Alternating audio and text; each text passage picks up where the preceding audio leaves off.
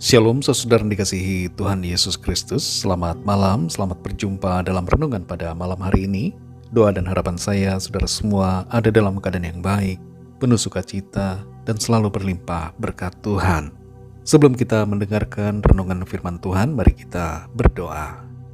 Bapa, dalam nama Tuhan Yesus Kristus, kami bersyukur untuk penyertaan Tuhan di sepanjang hari ini.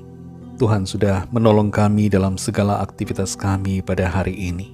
Terima kasih untuk kekuatan, sukacita, dan berkat yang Tuhan limpahkan. Saat ini kami kembali rindu mendengarkan sabda firman-Mu. Berikan kami pengertian ya Tuhan, untuk kami lebih lagi memahami akan kehendak-Mu dan taat melakukan firman-Mu. Dalam nama Tuhan Yesus kami berdoa. Haleluya. Amin. Saudara yang dikasihi Tuhan, pembacaan Alkitab kita pada saat ini terdapat dalam Kitab Mazmur pasal 113. Saya akan membacakan Mazmur 113 ayat yang ke-5 sampai 9. Tertulis demikian. Siapakah seperti Tuhan Allah kita, yang diam di tempat yang tinggi, yang merendahkan diri untuk melihat ke langit dan ke bumi. Ia menegakkan orang yang hina dari dalam debu, dan mengangkat orang yang miskin dari lumpur, untuk mendudukkan dia bersama-sama dengan para bangsawan, bersama-sama dengan para bangsawan bangsanya. Ia mendudukkan perempuan yang mandul di rumah sebagai ibu anak-anak, penuh sukacita. Haleluya. Saudara dikasihi Tuhan, seorang ateis bernama Christopher Hitchens pernah menulis sebuah buku dengan judul God is Not Great, dan bukunya itu laris terjual dan masuk dalam daftar best-seller di Amerika. Fenomena ini menunjukkan ada begitu banyak orang yang tidak percaya Tuhan, dan ada begitu banyak orang yang dengan cepat segera meninggalkan imannya pada Tuhan dan menganggap Tuhan itu tidak maha besar karena berbagai faktor dan alasan situasi serta pemikiran pribadi. Sejak dulu, orang-orang yang tidak percaya Tuhan sudah ada.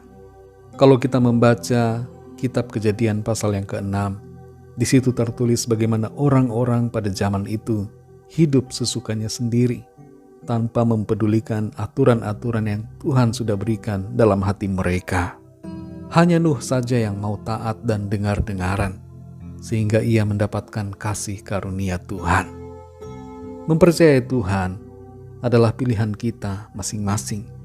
Tuhan tidak pernah memaksa kita. Ia tidak menciptakan kita seperti robot, namun Ia memberikan kita kebebasan untuk memilih.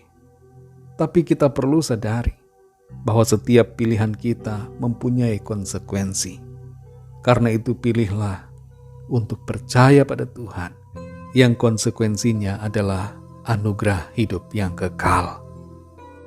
Dalam Mazmur 113 ayat yang ke-5 ini tertulis, siapakah seperti Tuhan Allah kita, yang diam di tempat tinggi.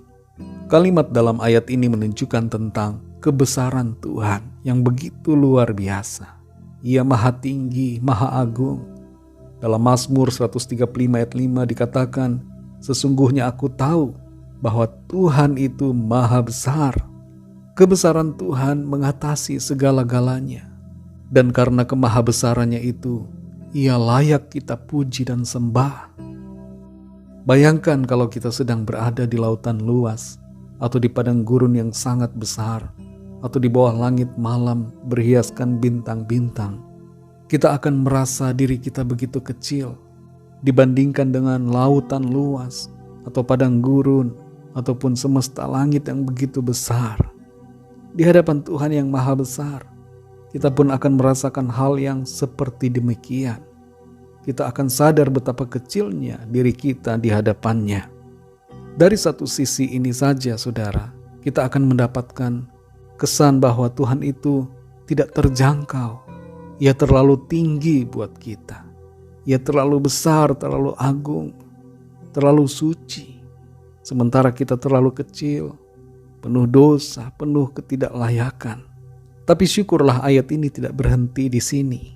Di ayat 6 tertulis bahwa Tuhan merendahkan dirinya. Salah satu sifat Tuhan yang maha besar itu adalah Ia rendah hati. Itu sebabnya Tuhan turun dari sorga dan datang ke bumi menjadi manusia yang suci untuk menebus kita dari dosa dan penghukuman. Dalam Filipi pasal 2 ayat 7-8, di situ tertulis tentang apa yang dikerjakan oleh Tuhan. Dikatakan bahwa Ia telah mengosongkan dirinya dan mengambil rupa seorang hamba dan menjadi sama dengan manusia. Dan dalam keadaan sebagai manusia, Ia telah merendahkan dirinya dan taat sampai mati, bahkan sampai mati di kayu salib. Dalam Matius 11 ayat 29, Tuhan Yesus berkata, "Pikulah kuk yang kupasang dan belajarlah padaku, karena aku lemah lembut dan rendah hati, dan jiwamu akan mendapat ketenangan." Sungguh Tuhan Allah kita itu adalah Tuhan yang rendah hati, dan Dia mau merendahkan dirinya untuk menjangkau kita. Saudara dikasih Tuhan, ada satu hal yang Tuhan kerjakan yang dinyatakan dalam ayat-ayat ini, yaitu Ia memberikan kemurahannya bagi orang-orang yang hina.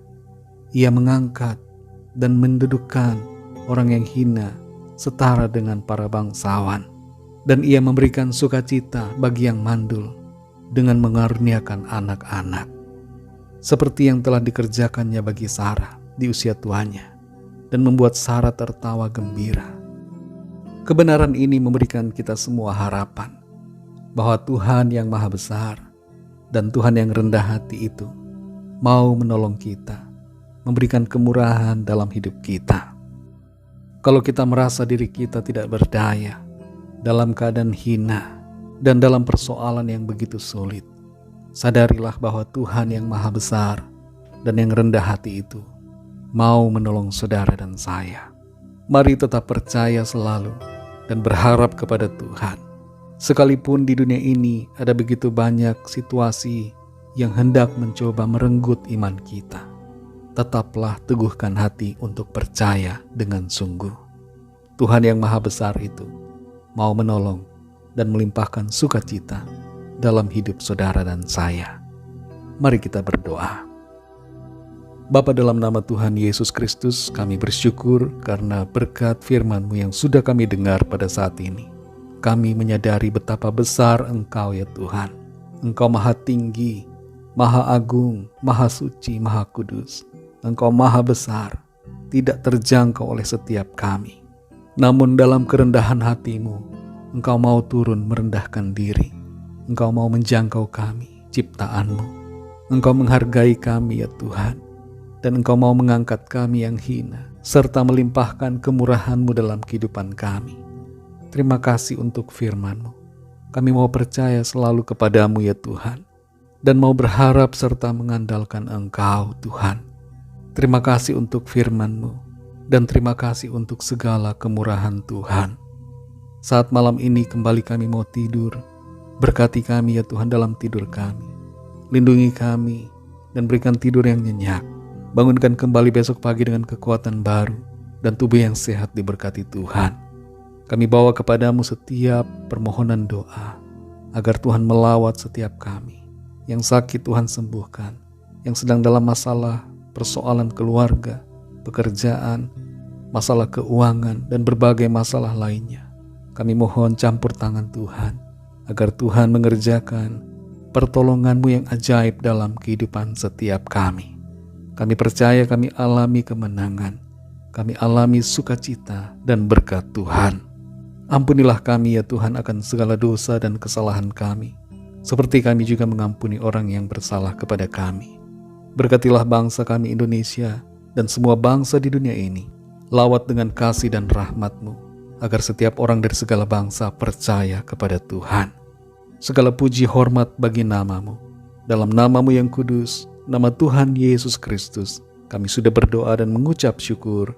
Haleluya. Terimalah berkat Tuhan. Tuhan memberkati engkau dan melindungi engkau. Tuhan menyinari engkau dengan wajah-Nya dan memberikan kasih karunia.